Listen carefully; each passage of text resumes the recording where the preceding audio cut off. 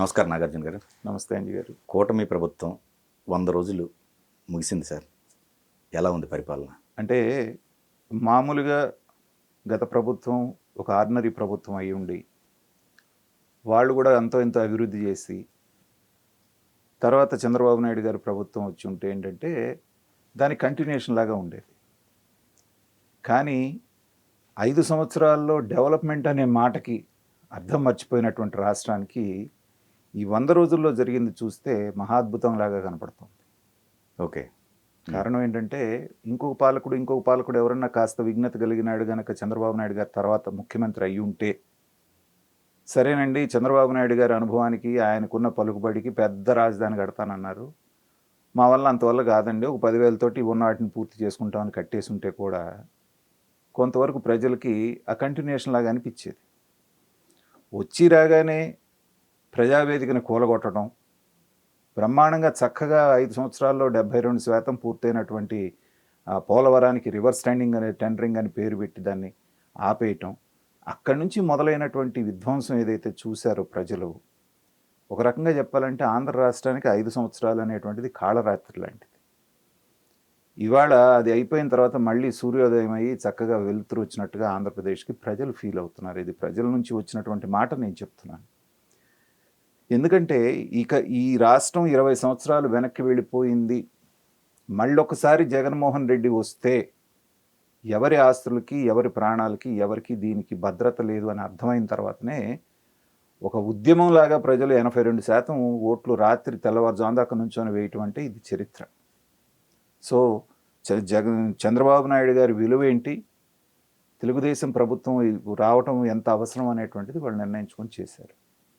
అయితే ఈ 100 రోజులు అనేటువంటిది ఒక ప్రభుత్వం యొక్క పనితీరుని మనం అసెస్ చేయడానికి కొద్దిపాటి టైం అయినప్పటికీ కూడా, కాపురం చేసే లక్షణం కాలు దొక్కిన రోజే తెలుస్తుందని ఒక సామెత ఉంది మనకి. అంటే జరగబోయేది ఎలా ఉంటుంది అనేది బిగినింగ్లోనే తెలుస్తుంది. నిజం చెప్పాలి అంటే ఈ 100 రోజుల్లో తెలుగుదేశం గవర్నమెంట్ సాధించినటువంటిది జగన్మోహన్ రెడ్డి గారు మొన్న 5 సంవత్సరాలు కాదు కదా, ఇంకొక 10 సంవత్సరాలు ఇచ్చినా కూడా తల్లకిందులుగా తపస్సు చేసిన ఆయన వల్ల కాదు. ఈ మాట నేను ఎందుకు చెప్తున్నానంటే, చేయాలనేటువంటి ఆకాంక్ష కానీ చేసేటువంటి దక్షత కానీ అతనికి లేవు. ఎంతసేపటికి ప్రజలకు ఉచితాలు పంచానా, నన్ను ఓట్లు వేస్తారు, నేను గెలుస్తాను, ఇది ఒకటే కాన్సెప్ట్. కానీ శుభసూచకం ఏంటంటే ఆంధ్రప్రదేశ్కి సుదీర్ఘమైన 45 సంవత్సరాల అనుభవం ఉన్నటువంటి చంద్రబాబు నాయుడు గారు మళ్ళీ అధికారంలోకి రావటమే కాకుండా, కేంద్ర ప్రభుత్వంలో కూడా చంద్రబాబు నాయుడు గారి యొక్క ఎంపీల అవసరం ఉన్నటువంటి ప్రభుత్వం ఏర్పడటం అనేటువంటిది అదే ఆంధ్రప్రదేశ్కి చాలా పెద్ద శుభసూచకం. దాన్ని చక్కగా చంద్రబాబు నాయుడు గారిని ఎందుకు స్టేట్స్మెన్ అంటారంటే, మనకు అవకాశం దొరికింది కాబట్టి మనం ఇప్పుడు 4-5 మినిస్టర్లు అడిగినా ఇచ్చేటువంటి పరిస్థితి మోడీ గారికి. లేదు నాకు స్పీకర్ ఇవ్వమని పట్టుబట్టినా కానీ ఇచ్చేవాళ్ళే. దాని జోలికి వెళ్లకుండా మినిస్ట్రీలు మీరు ఎన్ని ఇచ్చినా నాకు పర్వాలేదు, నా రాష్ట్రానికి ఏమి కావాలో అది చెయ్యండి అనగానే మొట్టమొదటి బడ్జెట్లోనే మనకి ఎలాంటి వెసులుబాటు వచ్చిందో చూసాం. 15,000 కోట్ల రూపాయలు ఒక రాజధానికి ఇవ్వటం, తర్వాత అమరావతి ఔటర్ రింగ్ రోడ్డుకి అప్రూవల్ రావటం, తర్వాత వచ్చినటువంటి దాంట్లో చెన్నై వైజాగ్ చెన్నై కారిడార్, ఇండస్ట్రియల్ కారిడార్కి వాళ్ళు ఓకే చెప్పటం, అలాగే హైదరాబాదు బెంగళూరు కారిడారు, ఇలాగా ఒక పాజిటివ్ సంకేతం అనేటువంటిది. తర్వాత అందరం కూడా హైలైట్ చేయాల్సినటువంటి విషయం ఏంటంటే, మొన్న గడిచినటువంటి నెలలో ఆగస్టులో ఎలాంటి అప్పు కానీ లేకపోతే ఎవరి దగ్గర చేయి చాచకుండా రాష్ట్రం అనేది సెల్ఫ్ సస్టైన్ అయింది. ఇది చాలామందికి తెలియనటువంటి విషయం. ఓకే. సో అది రాబోయే రోజులకి ఇది చాలా శుభ సంకేతం. ఇవాళ దశా దిశ ఉన్నటువంటి అమరావతికి ఒక హోప్ కల్పించారు. ఇక్కడే రాజధాని, దీన్ని అలా ఇలా కాదు మొట్టమొదట ఎలా అనుకున్నామో అలాగే పూర్తి చేస్తాము అనగానే ఒక 2-3 జిల్లాల ప్రజలు కుదుటపడ్డది. గత కొన్ని సంవత్సరాలుగా వాళ్ళు ఎంత బాధలు పడ్డారో మనం చూసాం. అలాగే పోలవరం మీద విదేశీ నిపుణులను తీసుకొచ్చి దాన్ని చేయించిన తర్వాత ఎక్కడి నుంచి మొదలు పెట్టాలని ఒక క్లారిటీ రావటం. ఈ లోపల పులి మీద పుట్టలాగా వరదలు వచ్చినాయి, మనం చూసాం. ఈ 15 రోజుల పాటు ఎలాంటి అతలాకుతలమైంది. మరొకసారి హుద్హుద్ తుఫాన్లో ఎలాంటి పాత్ర పోషించారో చంద్రబాబు నాయుడు గారు, అలాంటి పాత్ర పోషించి మళ్ళీ ప్రజల యొక్క దీన్ని ఆయన ఆకట్టుకోవటం జరిగింది. అలాగే ఇంకో పక్కన పవన్ కళ్యాణ్ గారు పంచాయతీలు అంటేనే మర్చిపోయినటువంటి సందర్భం, సర్పంచ్ అంటేనే ఎదురైనటువంటి సందర్భంలో మొన్న ఆగస్టు 15 రోజున 1000 రూపాయలు ఇచ్చేవాళ్ళు అంటండి. ఏది ఆగస్టు పండగ చేసుకోవడానికి ప్రతి దీనికి పంచాయతీకి 1000 రూపాయలు ఇచ్చేదంట గవర్నమెంట్. అవునా? అది ఎవరికి తెలియని విషయం. ఓకే. అలాంటిది మొన్న ఆయన ఒక్కొక్క పంచాయతీకి 25,000 ఏమో చేసినట్టున్నారు, శాంక్షన్ చేసినట్టున్నారు. అలాగే మొన్న వరదలు వచ్చినప్పుడు దానికి సంబంధించి కూడా దాదాపు 400 పంచాయతీలకి ఆయన ఇచ్చినటువంటి సాయం మనం చూసాం. అవును. తర్వాత ఒక క్లియర్ విజన్ తోటి, ప్లాన్ ఆఫ్ యాక్షన్ తోటి చంద్రబాబు నాయుడు గారు వెళ్తున్నటువంటి పద్ధతి, అమరావతికి కేటాయించినటువంటి నిధులు, 90% పూర్తయి ఉన్నటువంటి బిల్డింగులకి కావాల్సినటువంటి నిధులు సమకూర్చారు. ఇన్ఫ్రాస్ట్రక్చర్కి కావాల్సినటువంటి రోడ్లు రిపేర్కి. అంటే ఒక విజనరీ అనేటువంటి వ్యక్తి ఎక్కడి నుంచి మొదలుపెట్టి ఎక్కడికి తీసుకెళ్ళాలి అనేటువంటి దాన్ని చాలా క్లియర్ కట్ ఐడియాతోటి ఆయన ముందుకెళ్తున్నారు. ఈసారి చంద్రబాబు నాయుడు గారికి దక్కిన ఇంకొక మంచి అదృష్టం ఏంటంటే, గతంలో కంటే కూడా అంతకుముందు ఆయన ఒక్కడే కష్టపడేవాడు. ఇవాళ పవన్ కళ్యాణ్ రూపంలో ఒక బలమైనటువంటి హ్యాండ్ ఆయనకి దొరకడం అనేటువంటిది రాష్ట్రానికి శుభసూచకం. వాళ్ళిద్దరు కాంబినేషన్ చూస్తుంటే చక్కగా యోగ్యులైనటువంటి అన్నదమ్ములు ఇద్దరు కలిసి ఒక పని చేస్తే ఎలా ఉంటుంది అనేటువంటిది, నీ పనిది అనేటువంటిది. పైగా చంద్రబాబు నాయుడు గారి అనుభవం దృష్ట్యా ఆయన నుంచి నేను నేర్చుకోవడానికి నా జీవితంలో ఇది ఒక గొప్ప అవకాశం అని చెప్పేసి రియలైజ్ అయిన పవన్ కళ్యాణ్ గారు అనుక్షణం ఆయన ఏం చేస్తున్నాడో చూసి నేర్చుకుంటున్నారు. రైట్. అలాగే బ్యాక్ ఎండ్లో లోకేష్ గారు చేయాల్సినటువంటి పని లోకేష్ గారు చేస్తున్నారు. కాబట్టి ఏంటంటే ఒక రకమైనటువంటి ఆర్థిక భరోసాని కల్పించగలిగారు రాష్ట్రానికి, ఒక దిశ అనేటువంటిది చూపించడం, పాలన మీద చాలా వరకు పట్టు తెచ్చుకోగలిగారు. ఇవి బేసికల్గా ఈ 100 రోజుల్లో సాధించినటువంటిది.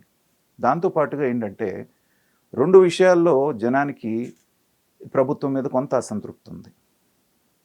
మొట్టమొదటిది ఏంటంటే 5 సంవత్సరాల పాటు నిర్బంధం ఎదుర్కొన్నారు. క్యాడరు, నాయకులు అందరూ నానా కష్టాలు పడ్డారు. లోకేష్ గారు ఎప్పుడైతే రెడ్ డైరీ అని చెప్పేసి రెడ్ బుక్ అని పట్టుకొని ఆయన మొదలుపెట్టారో వాళ్ళల్లో విపరీతమైనటువంటి ఆత్మవిశ్వాసం వచ్చి విపరీతంగా పోరాడారు, గెలిచారు. వాళ్ళు ఎక్స్పెక్ట్ చేసింది ఏంటంటే వచ్చిన 2వ రోజు నుంచే ప్రతీకారం తీర్చుకుంటారు, దెబ్బకి దెబ్బ తీస్తారు, వాళ్ళు రూపాయి చేస్తే వీళ్ళు 2 రూపాయలు సమాధానం చెప్తారు అన్నట్టుగా అనుకున్నారు ప్రజలు. కానీ స్తబ్దంగా ఉన్నట్టుగా చర్యలు అనుకున్న స్థాయిలో లేకపోవడంతో ఇదేంటి అని చెప్పి కొంత నిరుత్సాహపడ్డారు కార్యకర్తలు కానివ్వండి, నాయకులు కానివ్వండి. పైకి చెప్పుకోలేకపోయినా వాళ్ళలో అసంతృప్తి ఉంది. కానీ ఎప్పుడైతే కాదంబరి జత్వాని కేసులో 3 సీనియర్ ఐపీఎస్ల మీద ఒకే దెబ్బతో వేటేశారో అప్పుడు మళ్ళీ జనాలు రియలైజ్ అయ్యారు చంద్రబాబు నాయుడు గారు అంటే ఏంటి, దేనికి తొందరపడడు ఆయన, సమయం చూసి అన్ని గ్రౌండ్స్ ప్రిపేర్ చేసి కరెక్ట్ సమయంలో చర్య తీసుకుంటారనేటువంటిది జనానికి ఆ ఉన్నటువంటి అసంతృప్తి కూడా ఈ చర్యతోటి పోయింది. ఇంకపోతే ఒకటే అంటే అది అసంతృప్తి కాదు, బాగా ఎదురు చూస్తుంది ఏంటంటే నామినేటెడ్ పోస్టులు. ఎందుకంటే బాగా కరువు మీద ఉన్నారు నాయకులు కూడా, ఎప్పుడెప్పుడా అని ఎదురు చూస్తున్నారు. సో ఆ ఒక్క విషయం ఎప్పుడు వస్తుందా అనేటువంటిది ఈ పాటికే పూర్తి చేసి ఉండాలి అనేటువంటిది చాలామంది అభిప్రాయం. కానీ 3 పార్టీల కలయిక ఉండటం, తర్వాత ఆశావాహులు అనేటువంటి వాళ్ళు ఎక్కువ ఉండటం మూలాన చంద్రబాబు నాయుడు గారికి కూడా అది కత్తి మీద సాములాగానే ఉంటుంది. తొందరలోనే మరి రేపు ఎల్లుండో అంటున్నారు, మనం వింటున్నాము. సో అది కూడా అనౌన్స్ అయిపోతే ఏంటంటే ఇక పాలన అనేటువంటిది పూర్తి స్థాయిలో పట్టాలి. ఎందుకంటే ఇప్పుడు జగన్మోహన్ రెడ్డి గారి దగ్గర పనిచేసినటువంటి అధికారుల్ని అతను ఏ రకంగా మెంటల్గా ట్యూన్ చేశాడనేది మనం మాట్లాడుకున్నాం. 30 సంవత్సరాలు నేనే ముఖ్యమంత్రిని, చంద్రబాబు నాయుడు గారి పని అయిపోయింది, ఇది పదే చెప్పడంతో వాళ్ళు కూడా నమ్మారు. కానీ ఒక్కసారి తిరుగుబట్టడంతో వాళ్ళు ఆ రోల్ని వదిలి మళ్ళీ చంద్రబాబు నాయుడు గారికి అనుకూలంగా ట్యూన్ అవడానికి కొంత టైం పట్టింది. ఆ ప్రాసెస్లోనే వీళ్ళకి మనకి అనుకూలంగా కారు అన్న 16 మందిని గాల్లో పెట్టారు, వాళ్ళలో 3 మీద వేటు వేశారు. మిగతా వాళ్ళతోటి ఏంటంటే పాలనా యంత్రాంగాన్ని కొంత గాడిలో పెట్టడం జరిగింది, పరిపాలన మీద గ్రిప్ తెచ్చుకోవడం జరిగింది. కాబట్టి ఇక రాబోయేటువంటి రోజులన్నీ కూడా ఒక ఫైనాన్షియల్ డిసిప్లిన్ తోటి వెళ్తారు ఈయన చంద్రబాబు నాయుడు గారు. అయితే ఒక్కటి బిగ్గెస్ట్ ఛాలెంజ్ ఏంటంటే చేసినటువంటి పథకాల మీద విపరీతమైనటువంటి ఒత్తిడి తీసుకొస్తున్నారు ప్రతిపక్షం.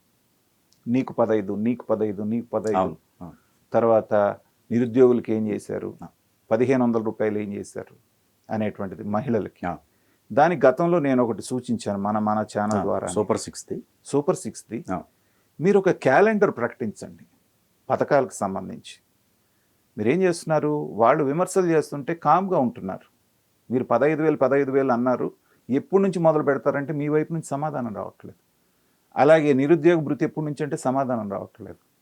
దాంట్లో మీరు చేయాల్సింది ఏంటంటే, ఇప్పుడు అన్ని పథకాలలో అత్యవసరమైన పథకం, ఈ పథకం లేకపోతే ఇబ్బంది వస్తుందనేటువంటి పథకం ఏంటంటే రైతు భరోసా. అదొక్కటి మీరు ఈ పాటికి కొంత చేసి ఉంటే బాగుండేది. నెక్స్ట్ సీజన్కైనా సరే మీరు దాన్ని ఒకటి, అంటే మిగతా అన్ని పథకాల్లో అత్యవసరమైనటువంటి పథకం అది, రైతులకు ఉపయోగపడేది. దాన్ని కూడా రేషనల్గా ఎవడైతే పంట వేస్తున్నాడో వాళ్ళకి మాత్రమే ఇవ్వండి. బీడు పెట్టిన పొలానికి కూడా రైతు బంధు ఇవ్వటం అంటే దానికి మించిన పిచ్చితనం లేదు. రైట్. అది అయిన తర్వాత మిగతా వాటినన్నిటినీ 1.5 సంవత్సరం టైం తీసుకునైనా సరే వచ్చే సంవత్సరం మేలో నేను ఇది ఇస్తాను అమ్మఒడి చెప్పండి, పర్వాలేదు, ప్రాణాలు పోయేది ఏం లేదు. అలాగే నిరుద్యోగ భృతి సంవత్సరాల తర్వాత నుంచి ఇస్తాను. ఇది క్లారిటీ ఇచ్చేస్తారనుకోండి, ఇక వాళ్ళు మిమ్మల్ని విమర్శించే అవకాశం లేదు. రైట్. అలా కాకుండా వాళ్ళు అడిగిన దానికి మనం సమాధానం చెప్పనప్పుడు ఏమవుతుందంటే అనునిత్యం వాళ్ళు కార్నర్ చేస్తూనే ఉంటారు. మేము ఇదే అమ్మఒడిని నేను నెక్స్ట్ అకాడమిక్ ఇయర్ నుంచి ఇస్తానన్నారు అనుకోండి, కౌంటర్ చేయడానికి అవకాశం ఉంది. ఎందుకంటే జగన్మోహన్ రెడ్డి గారు కూడా 2019లో వచ్చిన 2020 జూన్లోనే ఆయన ఇచ్చింది. మరి మీరు చేసింది ఏంటని అడగడానికి అవకాశం ఉంటుంది. ఈ జాగ్రత్తలు కనుక తెలుగుదేశం వాళ్ళు కనుక పాటించగలిగితే వాళ్ళకి కొద్దిగా వాళ్ళని కార్నర్ చేయడానికి అవకాశం ఉన్నది ఈ పథకాల విషయంలోనే. కాబట్టి కొంచెం జాగ్రత్తగా ఈ పథకాల క్యాలెండర్ కనుక ప్రకటించేసి దాన్ని నిర్దిష్టంగా కనుక పాటిస్తే వేలెత్తి చూపించడానికి ఏమీ ఉండదు. ఈ 100 రోజుల పాలన మాత్రం సామాన్య మానవుడు ఎవరైతే ఉన్నారో 164 సీట్లు ఇచ్చినటువంటి 57% మంది, ఇంకా చెప్పాలంటే 60% మంది ప్రజలు సంతృప్తిగా ఉన్నారని మాత్రం చెప్పొచ్చు.